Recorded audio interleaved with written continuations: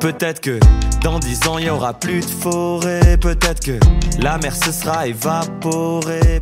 Le 3 juillet, en centre-ville de Montélimar, vous relancez le Montélimar Aglo Festival. Voilà, vous invitez donc Big-Flo et Oli. Pourquoi ce choix? Comment ça s'est organisé? La réalité, c'est on s'est posé la question qui à voir qui soit le plus intéressant pour la ville de Montélimar. Et Big-Flo et Oli est sorti comme une évidence. J'allais dire, tous les samedis soirs, quand on regarde The Voice, on comprend que voilà, c'est la référence que nous pouvions avoir à Montélimar. Donc Montélimar veut se cranter très clairement avec un spectacle de tout premier plan au niveau national et avoir un groupe qui fait comble à Luna l'année dernière, qui fait comble à Lyon actuellement, mais qui va le faire aussi à Nîmes. Et ben, ça nous répondait à tous nos critères, avoir un groupe qui soit accessible à la plus large population montélienne et qui nous garantisse également de faire venir énormément de monde en centre-ville de Montélimar. Pour se garer, pour accéder donc à la scène, tout sera facile?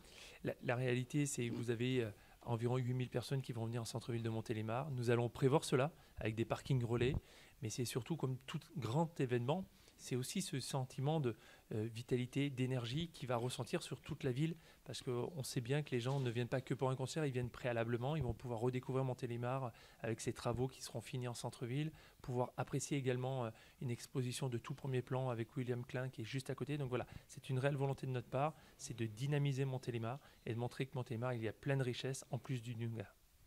On attend combien de personnes? Vous avez dit 8000 personnes? Nous avons pris une jauge de 8000 personnes à ce jour. D'accord, et donc c'est une date? Une date. Ce choix, pourquoi pas sur 2 jours?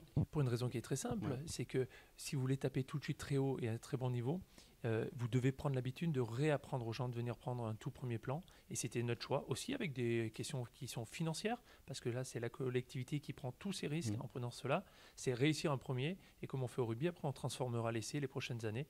Mais c'est clairement ce format-là que nous souhaitons, du tout premier plan, une toute première affiche qui nous permette d'être crantés au niveau national. Et la suite de l'été à Montélimar, donc il y a d'autres festivités? Vous savez, les festivités à Montélimar sont assez simples et récurrentes. C'est-à-dire que nous avons pu programmer tous les mardis, mercredis, jeudis, vendredis et dimanches des spectacles offerts à l'ensemble de notre population sur la ville de Montélimar, mais aussi dans l'ensemble de l'agglomération. Par exemple, nous avons 13 concerts off dans l'ensemble de nos villages qui vont pouvoir se faire de façon récurrente. Nous avons aussi des phénomènes de guinguettes co-organisés avec les villages, mais aussi l'Office de tourisme intercommunal qui connaissent un franc succès. C'est cela, c'est trouver le juste milieu entre une jauge entre 5 et 600 personnes et aller jusqu'à 8000 personnes dans la ville-centre. Non, ça peut pas être la dernière,